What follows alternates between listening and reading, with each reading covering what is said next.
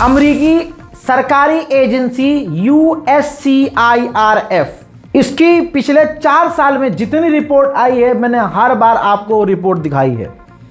इस बार फिर से रिपोर्ट आई और उसने मांग की है कि भारत की RSS और रॉ से जुड़े हुए कुछ अफसर को ब्लैकलिस्ट करना होगा, भारत पर पाबंदी लगानी होगी, भारत को चिंताजनक विशेष देशों की लिस्ट में डालना होगा। क्यों? वजह बताई है कि भारत के अंदर ईसाई, मुसलमान और सिख समुदाय के ऊपर हिंदूवादी आतंकी हमला हो रहा है, उनको दबाया जा रहा है, अल्पसंख्यक समुदाय को मारा पीटा जा रहा है, कानून ऐसे बनाए जा रहे हैं जिससे मुसलमानों को, ईसाइयों को परेशान किया जा सके।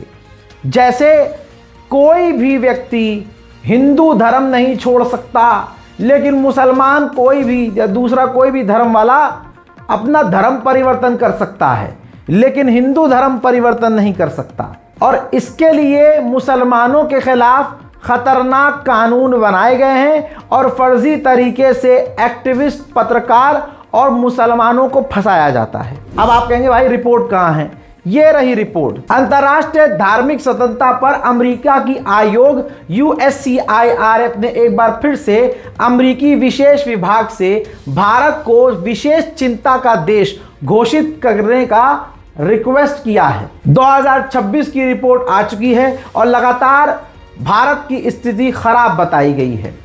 7 मई को वॉशिंगटन में एक रिपोर्ट पेश की गई, चर्चा की गई। इस सुनवाई में आयुक्त, सांसदों, विद्वानों और कानून के एक्सपर्ट ने भारत में धार्मिक अल्पसंख्यक, जिसमें ईसाई, मुस्लिम, सिख शामिल हैं, उनको लेकर अपने विचार शेयर किए हैं, सोच जाहिर की है। इस रिपोर्ट में भारत के खिलाफ कहा गया है कि धार्मिक स्वतंत्रता की स्थिति को खतरनाक तरीके से बिगाड़ा जा रहा है। भारत पर आरोप है कि धार्मिक अल्पसंख्यक और उनके पूजा स्थल जैसे मस्जिद, गिरजाघर और ईसाइयों का चर्च, उनके ऊपर हमले हो रहे हैं और मुसलमानों और अल्पसंख्यकों के खिलाफ कानून बनाए जा रहे हैं। रिपोर्ट में बताया गया है, जो आपकी स्क्रीन पर है, कि भारत में धर्म परिवर्तन रोकने के लिए बनाए गए कानून गलत तरीके से बनाए गए हैं। रिपोर्ट में कहा गया है कि 2026 तक भारत के 28 राज्यों में से 13 राज्यों में अब सख्त धर्मांतरण विरोधी कानून लागू हैं। इन कानूनों में उन लोगों के लिए कठोर सजा दी गई है, कुछ मामलों में तो जीवन भर की सजा है, यानी उम्र कैद है, जिन्होंने हिंदू धर्म छोड़ा है और दूसरे धर्म में गए हैं। रिपोर्ट के अंदर बताया गया है कि CAA यानी नागरिकता संशोधन अधिनियम, UCC, समान नागरिकता सहित और विभिन्न राज्यों के धर्मांतरण कानून को जबरदस्ती लोगों पर थोपा गया है। दोस्तों, कहा है इस रिपोर्ट में कि UCC और CAA गलत कानून है। 2026 की रिपोर्ट में USCIRF ने बड़ा कदम उठाते हुए RSS, राष्ट्रीय सेवक संघ और भारत की खुफिया एजेंसी रॉ जैसे संगठनों और उनके कुछ अधिकारियों पर बैन लगाने की मांग की है। इस रिपोर्ट में सिफारिश की गई है कि भारत को CPC देश में, यानी खतरे वाले देश में डाला जाए, उस पर नजर रखी जाए।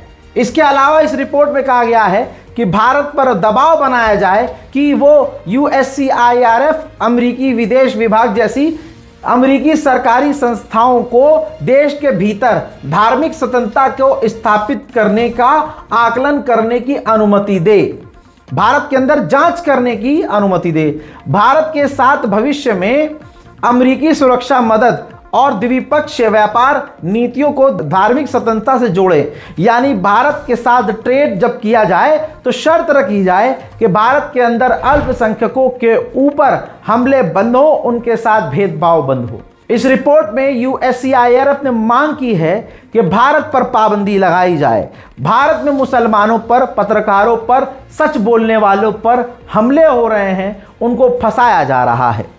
मांग की गई है कि अमेरिका जो भारत को हथियार देता है, वो भारत को हथियार देना बंद करे।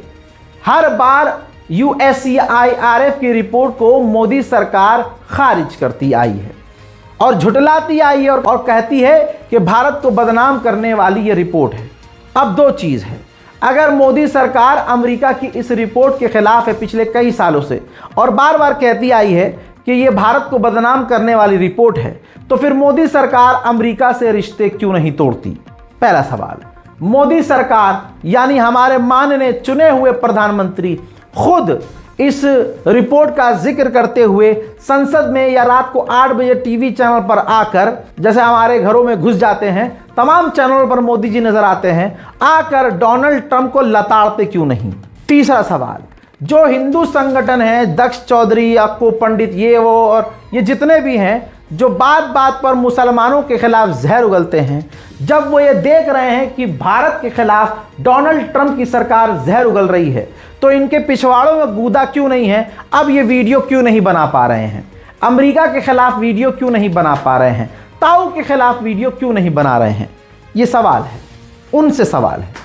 अगला सवाल ये है कि जब अमेरिका भारत को इतना बदनाम कर रहा है, तो हमें यानी भारत सरकार को अमेरिका से ट्रेड करने की क्या ही जरूरत है? बीजेपी का कोई टुच्चा और छोटा नेता भी, जो गली मोहल्ले का नेता होता है, वो भी अमेरिका की आलोचना क्यों नहीं करता? हाँ, बहुत गलत बात है भाई। कहाँ भारत के अंदर कहाँ मुसलमानों पर हमले हो रहे हैं? ना ना ना, हमले हो ही नहीं रहे हैं। भारत में मुसलमानों की मस्जिदों पर कहाँ हमले हो रहे हैं भाई? कहाँ होते ही नहीं है। मस्जिदों के आगे हिंदू संगठन नाचते थोड़ी हैं, वो मस्जिदों पे चढ़ते थोड़ी हैं। अब जरा इस वीडियो को देखिए, इसमें एक मुसलमान का जो गला बूढ़े व्यक्ति का दबा रहा है, ये हिंदू समुदाय का नौजवान जिस तरीके से, और लाचार बेबस मुसलमान बुजुर्ग, ये तस्वीर है, ये बुजुर्ग नहीं है, ये मुसलमानों की सच्चाई है और दूसरी तरफ दूसरे समुदाय की सच्चाई है। आप देखिए, मुसलमान बुजुर्ग को पता है कि मैं अपने आप को इसके समुदाय से बचा नहीं सकता, अगर वो मार रहा है तो मुझे मौत कबूल करनी होगी। हालत ये है पूरे मुसलमानों की, पूरे हिंदुस्तान के मुसलमानों की। याद रखिएगा, हिंदुस्तान का मुसलमान आपस में मुसलमान एक दूसरे को जान से मारने को तैयार है, लेकिन अपने बचाव के लिए ये है, देखिए, कुछ नहीं कर सकता, हाथ लटकाए रहता है, कुछ कर नहीं पाता। ठीक, लेकिन इसको भी हम फेक कहेंगे। कहाँ? ये भारत की तस्वीर थोड़ी है, ये तो बांग्लादेश की वीडियो है। USCIRF में ऐसे ही तमाम मुसलमान ईसाइयों पर होने वाले, मुसलमान और ईसाई और सिख पर होने वाले हमलों का जिक्र किया है, लेकिन मोदी सरकार इस रिपोर्ट को खारिज करेगी। बंगाल में बीजेपी जीत चुकी है। ठीक, मैंने पहले ही कहा था, काहे का चुनाव आयोग और काहे का चुनाव, काहे का बैलेट पेपर, काहे के लिए भाई साहब EVM मशीन। सीधा सीधा मोदी जी को अगले 100 साल तक के लिए राजा घोषित करना चाहिए। जैसे ही बंगाल में बीजेपी जीती, भारत के विदेश मंत्रालय ने मांग कर दी है, बांग्लादेश से कहा है इलीगल तरीके से जो भी आपके माइग्रेंट्स हमारे यहाँ आए हैं उनको आप वापस लो। सवाल यह है कि ये कौन तय करेगा कि इलीगल तरीके से भारत में कौन आया है? बांग्लादेश का कौन मुसलमान या भारत के अंदर रहने वाला वो मुसलमान जिसे अचानक से बांग्लादेशी घोषित कर दिया जाएगा? भाई, किस आधार पर उसे बांग्लादेशी घोषित किया जाएगा? या बस दस्तावेज खारिज करके उसे फर्जी बताकर बांग्लादेश भेजा जाएगा? अभी तो कहानी शुरू हुई है, अभी तो बेड़ा गर्क मुसलमानों का होना बाकी है। देखते जाइए, मुसलमान एक दूसरे को मुसलमान थोड़ा ही मानेगा। जब मुझे मुसलमान नहीं मानता, शिया मुझे सुन्नी कहता है, सुन्नी मुझे शिया कहता है, मुझे कोई मुसलमान नहीं माना। ये 6 साल 7 साल मेहनत करने के बाद अपने दिल का दर्द बयान कर रहा हूं। ये है मुसलमान, जिसके लिए कोई बोलता है उसके लिए कोई खड़ा नहीं होता, और जब हम बोलना बंद करते हैं तो मुसलमान कहते हैं हाय हमारे लिए कोई नहीं बोलता। आपस की लड़ाई में गर्दन काटने को तैयार है मुसलमान। एक मुसलमान की जमीन हड़प रहा है, एक मुसलमान अपने सगे भाई के साथ वफादारी नहीं कर रहा है।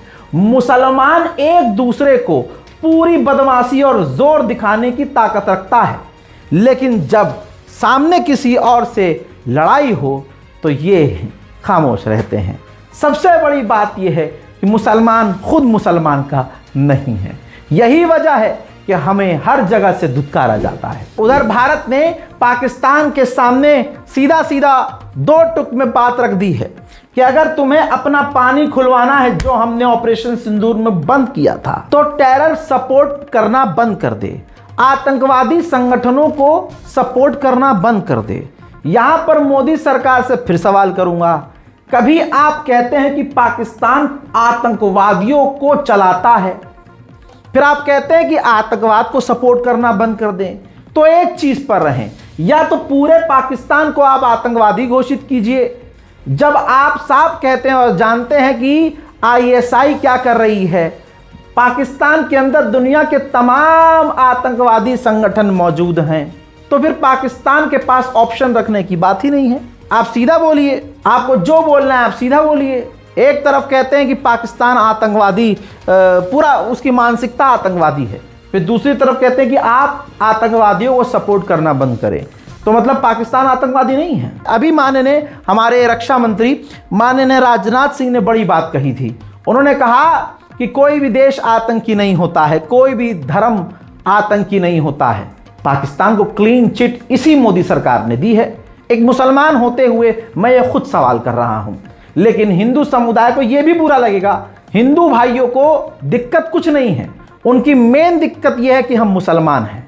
हम सच भी बोलेंगे तो उनको दिक्कत होगी। लीजिए, भारत ने ऐलान कर दिया है कि ऑपरेशन सिंदूर में हमने पाकिस्तान के 13 जहाज मारे थे और 11 हवाई पट्टियां पाकिस्तान की तबाह की थी। और आपको बता दूं कि पाकिस्तान अकेला थोड़ी लड़ रहा था, ये तो हम थे कि अकेले लड़ रहे थे। ये तो भारत था जो अकेला लड़ रहा था, ये तो हिंदुस्तान था जो अकेला लड़ रहा था। हमारा साथ कौन दे रहा था? अजी घंटा कोई साथ नहीं दे रहा था। भारतीय फौज अकेली लड़ रही थी। सामने कौन था पता है? पाकिस्तान था, और पाकिस्तान का साथ अमेरिका दे रहा था, पाकिस्तान का साथ तुर्की दे रहा था, पाकिस्तान का साथ अजरबैजान दे रहा था, पाकिस्तान का साथ चाइना दे रहा था। आपको यकीन नहीं आता? ये देखिए रिपोर्ट, चाइना ने एक्सेप्ट किया है कि जंग के दौरान, ऑपरेशन सिंदूर के दौरान हमने अपने एक्सपर्ट टेक्निकल सपोर्ट के लिए पाकिस्तान भेजे थे। यानी पाकिस्तान की सरजमीन पर चाइना की फौज, चाइना के एक्सपर्ट मौजूद थे जो भारत पर हमला कर रहे थे। खुदा की कसम, मेरे पास कोई स्क्रिप्ट नहीं है, ना कोई टेलीप्रॉम्प्ट है मोदी जी की तरह। और मुझे अभी पता चला, जो बात मैंने बोली है वो मुझसे पहले लेफ्टिनेंट जनरल अभी कुछ घंटे पहले बोल के गए हैं। ये रही वीडियो, ANI का वीडियो है। कॉपीराइट मार देते हैं इसलिए सुना नहीं सकता। पूरे 40 लाख 45 लाख रुपए कॉपीराइट हटाने के मांगते हैं ये ANI वाले। मजबूरी है, समझिए आगे कहानी। लेफ्टिनेंट जनरल ने कहा कि जब हमारा पाकिस्तान से सामना हुआ या होता है तो एक से नहीं होता है, उसके साथ तुर्की भी होता है और चाइना भी होता है। चाइना अपने मिलिट्री इक्विपमेंट 80% पाकिस्तान को देता है। तो जब हमारा पाकिस्तान से भिड़ंत होता है तो यह हमारे लिए चिंता की बात है कि 3 गुना ताकत से होता है। अब हमारे लेफ्टिनेंट जनरल ने ANI पर जो जवाब दिया, जो बातें ये कही, जो मैंने हिंदी में आपको बताई, ये बात उन्होंने इंग्लिश में कही, प्रेस कॉन्फ्रेंस इंग्लिश में की। तो पाकिस्तान की आर्म्ड फोर्सेस के कमांडर ने पता है क्या कहा है? उन्होंने ऑब्जेक्शन ये जताया कि इंग्लिश में क्यों बात की, प्रेस कॉन्फ्रेंस इंग्लिश में क्यों की। अबे झांट चौधरी, मैं तो कम से कम, मेरे जैसे पता नहीं कितने लाखों यूट्यूबर हैं, इनके बयान को हिंदी में तुझे समझा देंगे। और तुम्हारे यहाँ के चैट GPT काम नहीं करता क्या? अबे तुम्हारे यहाँ कोई पढ़ा लिखा नहीं है?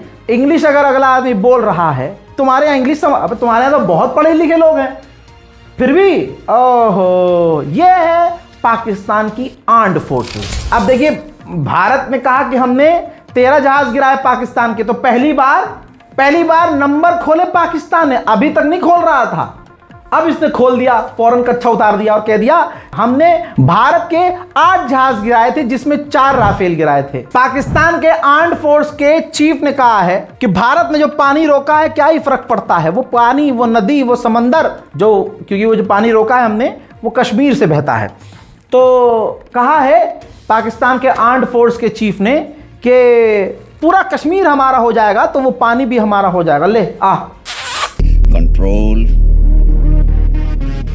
control, Uday. अबे तुमसे बलोचिस्तान सबल नहीं रहा, तुमसे अफगानिस्तान का बॉर्डर नहीं सबल रहा, तुमसे अल्पसंख्यक समुदाय नहीं सबल रहे, तुमसे पाकिस्तान की खुद की गरीबी नहीं सबल रही, तुम कश्मीर संभालोगे?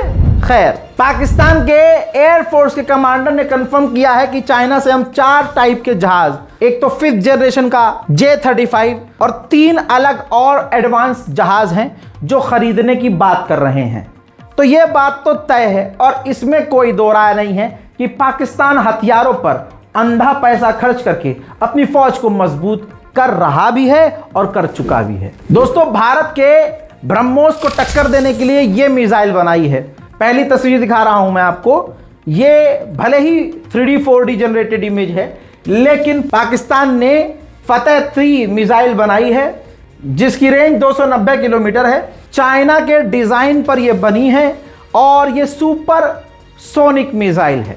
भारत के ब्रह्मोस मिसाइल के टक्कर पर यह मिसाइल पाकिस्तान ने बनाई है। बांग्लादेश और पाकिस्तान जितने करीब आ रहे हैं, मोदी सरकार के मुंह में कुछ चीज फंसी हुई है, बेचारी नहीं बोल पा रही है, लेकिन मैं मोदी सरकार की तरफ से बता रहा हूं आप लोगों को कि बांग्लादेश और पाकिस्तान बहुत खतरा बन रहे हैं, बड़ा खतरा बन रहे हैं। आपकी हंसी छूट जाएगी, या यूं कहूं कि आप बहुत सीरियस हो जाएंगे और सोचने पे मजबूर हो जाएंगे कि जिन 2 देशों का बॉर्डर तक मैच नहीं होता, बॉर्डर मिलता नहीं है, उन्होंने बॉर्डर एग्रीमेंट कर लिया है। वीडियो देखिए। पाकिस्तान और बांग्लादेश के टॉप लीडर ने मुलाकात की और एग्रीमेंट किया कि बॉर्डर पर जो तस्करी हो रही है, ठीक, बॉर्डर में यानी हमारी जो बॉर्डर है उस पर जो तस्करी हो रही है उसको मिलकर खत्म करेंगे। जिन चिमगांडुओं का बॉर्डर नहीं मिलता आपस में, उन्होंने बॉर्डर डील की है। तो सीधी बात, ये बॉर्डर डील नहीं है, खिचड़ी कुछ और है, कुछ दिन में इंशाल्लाह सामने आएगी। उधर पाकिस्तान ने कंफर्म किया है कि Chinese HQ-19 top air defence system Pakistan को मिल गया है। हमारे पास खुद का DRDO द्वारा बनाया गया आकाश एयर डिफेंस सिस्टम है। भारत मलेशिया को बेचने की बात कर रहा है। तवज्जो यहां चाहूंगा, जितने भी हिंदू संगठन है, सुनो। तुम कहते हो कि मुल्लों का बाइकआउट करेंगे, तुम कहते हो मुल्लों से कुछ नहीं लेंगे, मुल्लों को कुछ नहीं देंगे, लेकिन तुम्हारा बाप, तुम्हारे महापिताजी, जी हां, एक मुल्ले देश को, मलेशिया को अपना एयर डिफेंस सिस्टम बेचने की बात कर रहे हैं। यह है तुम्हारी असलियत। ब्रिक्स को लीड करने वाला भारत है। ब्रिक्स एक मजबूत संगठन जिसका मेंबर, परमानेंट मेंबर भारत है और इस बार भारत करेगा होस्ट। और जिस ब्रिक्स की मीटिंग जो भारत में होगी, उस मीटिंग में शामिल ईरान भी होगा और ईरान के विदेश मंत्री भारत आ सकते हैं। ऑपरेशन सिंदूर में पाकिस्तान किनारे कीजिए, तुर्की और अजरबैजान से हमारे रिश्ते खराब हुए।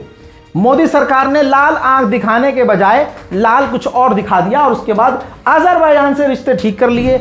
और लीजिए, ऑपरेशन सिंदूर के बाद पहली बार तुर्की से भी रिश्ते ठीक कर लिए हैं। तुर्की ने एक मीटिंग होस्ट की जिसमें भारत शामिल हुआ, जिसका साफ साफ मतलब यह है कि भारत ने तुर्की से रिश्ते सही कर लिए हैं। उधर भारत ने अपनी ताकत को और मजबूत किया है, नेवी को मजबूत किया है। कैसे?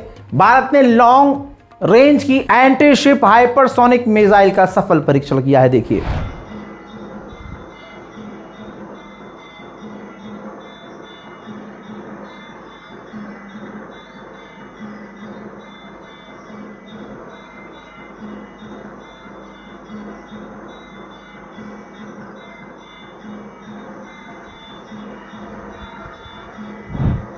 हमारे विदेश मंत्रालय के फॉरेन सेक्रेटरी विक्रम मिश्री जी नेपाल के दौरे पर जाने वाले थे। वहां जो नई सरकार आई है भाई, बहुत उत्पात मचा रही है। अब उन्होंने क्या किया, जो नेपाल की सरकार है, उन्होंने भाई अमेरिका के ही एम्बेसडर से, जो अमेरिका का एनवॉय था, वो जाने वाला था, उससे मिलने से इनकार कर दिया। तो यहाँ तेवर समझ में आ रहा था। अब ऐसे में हमारे विदेश मंत्रालय का जो फॉरेन सेक्रेटरी है, अब वो हमारा बंदा पहुँचने वाला था, पूरी प्लानिंग हो गई थी, विक्रम मिश्री जी पहुँचने वाले थे भाई, एंड मूवमेंट पर दौरा रद्द हो गया। अब मीडिया क्या कह रहा है, नेपाल का मीडिया और इंडियन मीडिया ये बता रहा है, और ये बात सच है, कि नेपाल के जो प्रधानमंत्री हैं उन्होंने भारत के भी दूत से मिलने से इनकार कर दिया। वजह, बॉर्डर इशू। भारत के कई इलाकों को बॉर्डर के नेपाल अपना बताता है। भारत कहता है, और कहता क्या है, वो है ही हमारा। ऐसे में बॉर्डर इशू पहले रिजॉल्व हो, उसके बाद हम भारत के दूत से मिलेंगे, ऐसा एटीट्यूड नेपाल के नए प्रधानमंत्री ने दिखाया है। वक्त कितना बदल गया है, किस पनौती की हमारे मुल्क को नजर लगी। जो कल तक कहता था चाइना को लाल आंख दिखाएंगे, आज नेपाल हमको उल्टा लाल आंख दिखा रहा है। आप सोचिए करप्शन हमारे मुल्क में कितने लेवल का है, किस लेवल का है। रोज आप देखते हैं, रील पर देखते होंगे, एक्स पर देखते होंगे, फेसबुक पर। उनको सजा क्या मिलती है? अरे भैया मौज काट रहे होते हैं। अब नेपाल के पूर्व दो रक्षा मंत्री, दो रक्षा मंत्री जो अपने अपने टाइम में भाई साहब रक्षा मंत्री रहे, उनके ऊपर करप्शन के चार्जेस लगे, जांच हुई, पड़ताल हुई। ली शांगफू और वेई फेंगे, दो ये अलग अलग चीन के पूर्व रक्षा मंत्री है। भाई पता चल चुका है, खुलासा हो गया कि इन्होंने करप्शन किया था। इन दोनों की संपत्तियां, प्रॉपर्टीज जब्त हुई। इनके कहने पर जिन जिन इनके रिश्तेदारों को नौकरी मिली थी वो नौकरी गई, और दोनों को फांसी की सजा दे दी गई, भ्रष्टाचार की सजा। ब्रिटेन ने 2 और नॉर्वे ने 1 चाइनीज व्यक्ति को गिरफ्तार किया है जो उनके मुल्क में रहकर जासूसी कर रहे थे। चाइना का खतरा देखते हुए ताइवान ने $25 बिलियन का डिफेंस बजट पास किया है। भौकाली तो भाई मूत रहा है नॉर्थ कोरिया। किम जोंग उंग ने कहा है कि हम IAEA में शामिल नहीं हैं, तो हम इस IAEA का कोई रूल नहीं मानेंगे। हमें जितने परमाणु मिसाइल, जितने परमाणु बम बनाने हैं बनाएंगे। साउथ कोरिया को लाल करने के लिए नॉर्थ कोरिया अपनी नई आर्टिलरी और नए टैंक साउथ कोरिया के बॉर्डर पर तैनात करने की तैयारी में है। उधर इंडोनेशिया ने पहली बार डील की है तुर्की से 12 खतरनाक किजिल्मा ड्रोन इंडोनेशिया खरीदेगा। पेंटागन ने अमेरिका की बल्कि दुनिया की सबसे खतरनाक एजेंसी, रक्षा एजेंसी कह सकते हैं भाई, उसने पहली बार वीडियो रिलीज कर दी है UFO की, एलियंस की।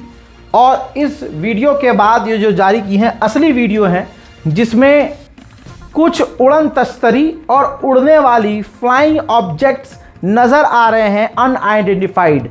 आज तक पता नहीं लगाया जा सका कि यह है क्या, लेकिन 99% दावा है कि ये एलियंस हैं और उड़न तस्तरी है, और आज तक क्लियर नहीं हुआ कि यह है क्या। पहला ये कोई डॉक्यूमेंट है जो सरकारी तौर से अमेरिका ने रिलीज किया है, जिसके बाद ये मुद्दा बन गया है, बड़ा चर्चा हो रही है। लेकिन मेरा दिमाग कह रहा है इस टाइम रिलीज क्यों करी, ताकि डोनाल्ड ट्रंप की जो हार है ईरान से, वो चर्चा का विषय ना हो, लोग भटक जाए मुद्दों से और इस पे एलियन पर बात करना शुरू कर दें। मुझे ऐसा लगता है। आपको क्या लगता है कमेंट में लिख दीजिएगा। भाई साहब रशिया को मनाना था विक्ट्री डे, तो उसकी भौकाली थी। पुतिन तो है ही भाई भौकाल आदमी। उन्होंने ऐलान कर दिया था कि जिस दिन हमारी विक्ट्री परेड होगी, वहां अगर यूक्रेन ने हमला कर दिया तो कीव मिटा देंगे। जिसके बाद डोनाल्ड ट्रंप ने तुरंत ट्वीट किया ये कि भाई दोनों देश 3 दिन के सीज फायर के लिए तैयार हैं और दोनों देश एक दूसरे पर हमला नहीं करेंगे। ठीक, जिसके बाद अब ये वीडियो देखिए, धूमधाम से पूरी ताकत से रशिया ने अपना विक्ट्री डे सेलिब्रेट किया, जिसके अंदर उसने अपनी पूरी फौज की ताकत दिखाई। हालात ये हैं कि ये देखिए, ज़ेलेंस्की ने पूरा ऑर्डर कर दिया अपनी फौज को, और भाई ऐलान कर दिया कि रेड स्क्वायर, उसकी पूरी जो है लोकेशन, जो आप समझते हैं ये यूज़ की जाती है फौज के द्वारा, भाई पूरा वो जारी कर दिया बयान और ऑर्डर जारी कर दिया कि भाई रशिया के इस इलाके पर हमला यूक्रेन की फौज ना करे। हज़रात मोहतरम, अंतरराष्ट्रीय प्राइम टाइम रिपोर्ट में आज और अभी के लिए इतना ही। इस रिपोर्ट को शेयर कीजिएगा, चैनल को सब्सक्राइब कीजिएगा दुनिया की तमाम बड़ी खबरों के लिए, और उनको आसान जबान में समझने के लिए हमारे चैनल सब्सक्राइब जरूर कर लीजिए। जय हिंद।